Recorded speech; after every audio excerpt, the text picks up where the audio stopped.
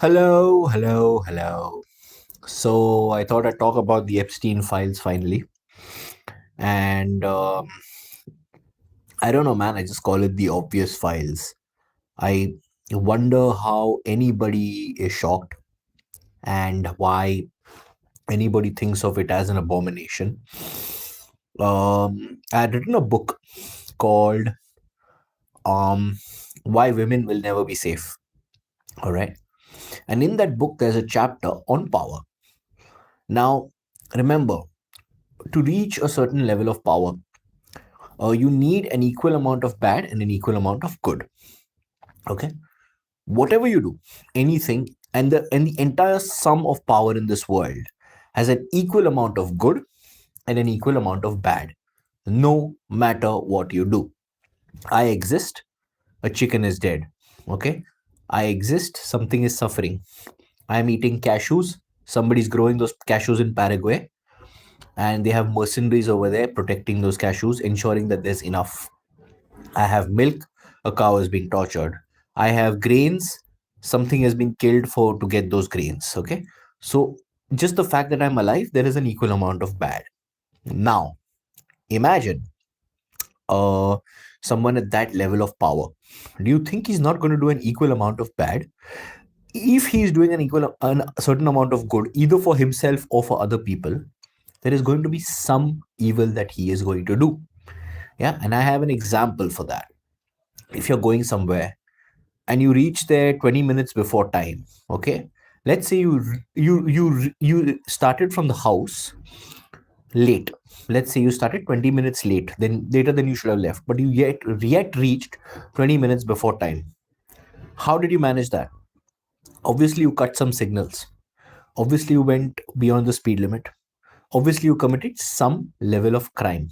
Okay, now this same theory applies to everybody, especially people in power. Yeah, when you reach that level of power, you're going to do a certain level of crime. Now the question arises, why are they, for example, violating little girls? Because the higher you go, the bigger the price you have to pay. And after a certain point, the price of admission is not money, it is crime. Okay, why is it crime? Because people want to trust you. Yeah, how do they trust you? When you do something bad with them, yeah, it creates a it creates a unity. That means if I cannot talk about you and you cannot talk about me, hence we are good friends. That is how life works. Always remember, no matter what, if someone has reached a certain level, firstly, the reason he has reached that level is because he has an excess of testosterone or an excess of dopamine or something. Yeah, there's always some excess over there. That excess is naturally going to lead to some sort of violation. Okay, it's a law of nature. Whether he is doing it to young girls, or he's doing it to women, or he's doing it to other people, or he's oppressing somebody or something, it is always going to happen. A person, no human being, no matter how good, can rise without serious violence.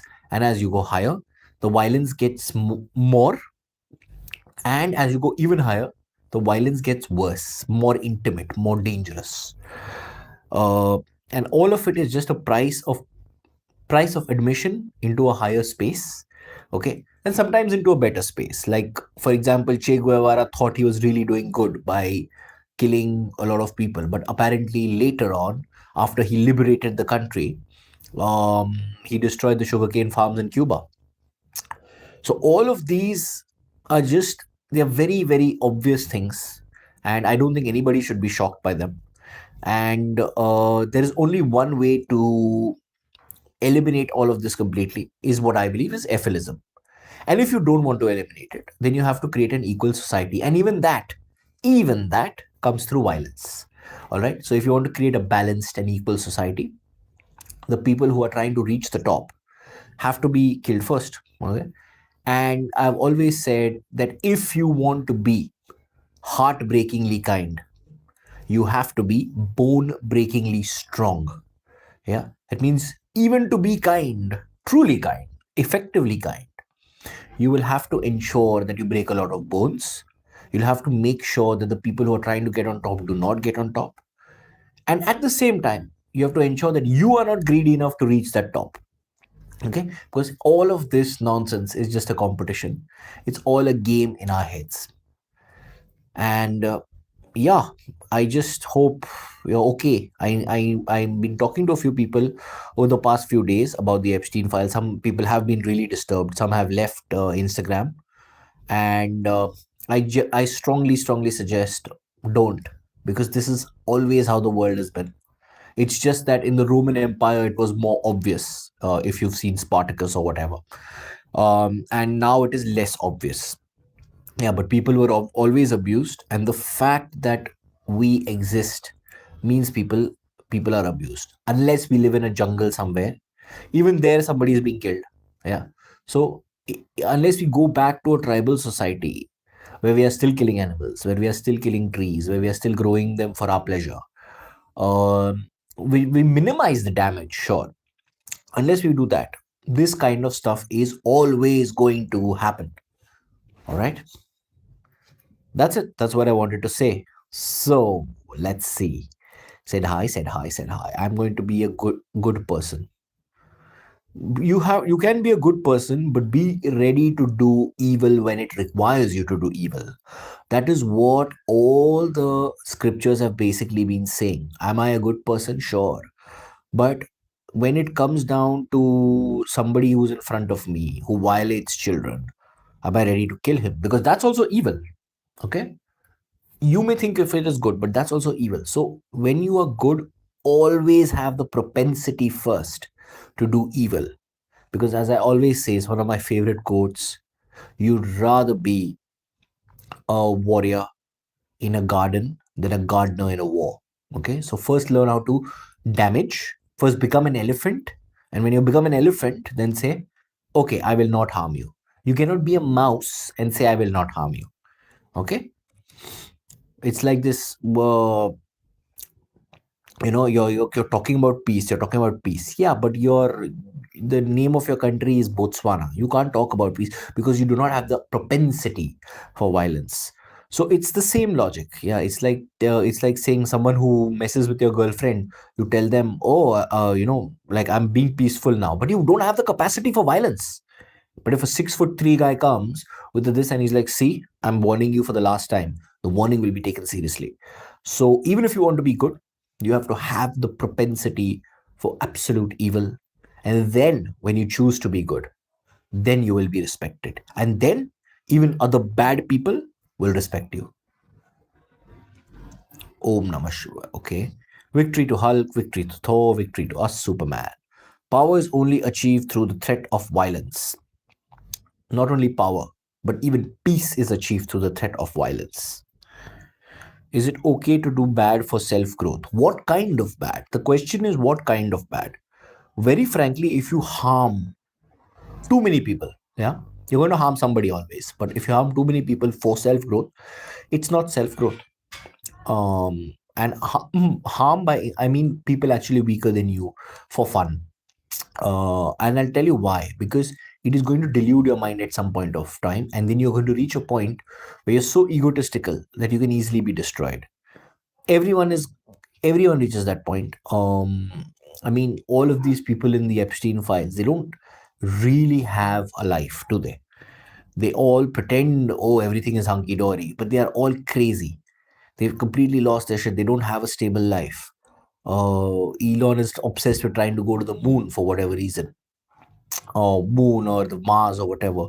These are all copes.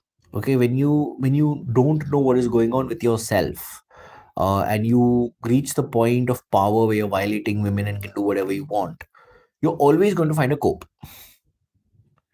I liked your video. Thank you. Yeah. Okay, let's go for more questions. I'm in the mood to do Hindi this today, so I'm going to do the Hindi live. I just got motivated because somebody messaged me from a village in Gujarat, and he's like, I just found your videos 3 days ago, and I'm so inspired. And I've been listening, and he showed me the whole playlist of everything that he's been listening to. And I'm like, dude, and he's like, I was searching for philosophy for the past 2 years, and I finally found your channel.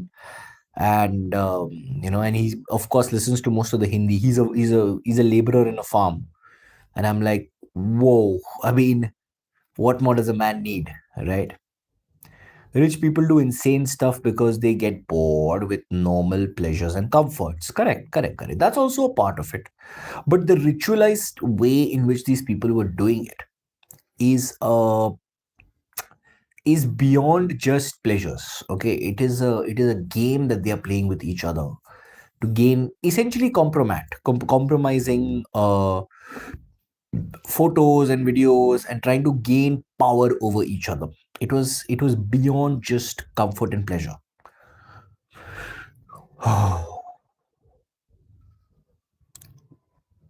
All right. Anything else? Ask questions quickly. Otherwise, I'm going to the Hindi section, and then we can start there.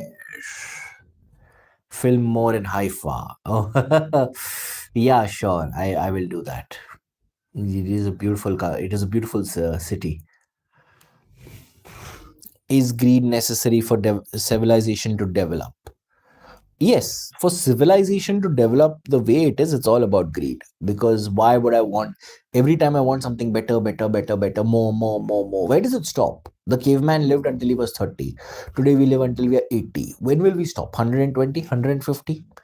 If you're truly satisfied with what you have, a short life is also a very long one. We antinatalists should have an organized community of a few hundred people where we can support each other and live together. Yeah, there already is something. Why don't you DM me on Instagram, and I will vet you, and then we will, after that, I will mostly add you to that community. We already have a community. Have you joined the pro extinction movement? Yeah, basically, I am a pro extinctionist. Oh, I wanted to talk about, since most of you guys are Indians, I guess, the failing infrastructure of India. That is very interesting. Like, recently, just like a part of a bridge fell upon a rickshaw and a car, and killed one person and damaged three others. What is happening, guys? Like, I don't understand, why aren't Indians already rebelling? What are you all doing? Do you all not care about your lives? You're a second class citizens in your own country. And do something, man. Seriously, do something. It's very sad. Okay. All right. I'm going to the Hindi section. Please come on Black Sheep Academy. I will see you there in about 5 minutes. Thank you for showing up. Love you all. Sorry, this was a short one, but you all didn't ask any questions. It's your fault. See you in 10 minutes. Bye. Bye.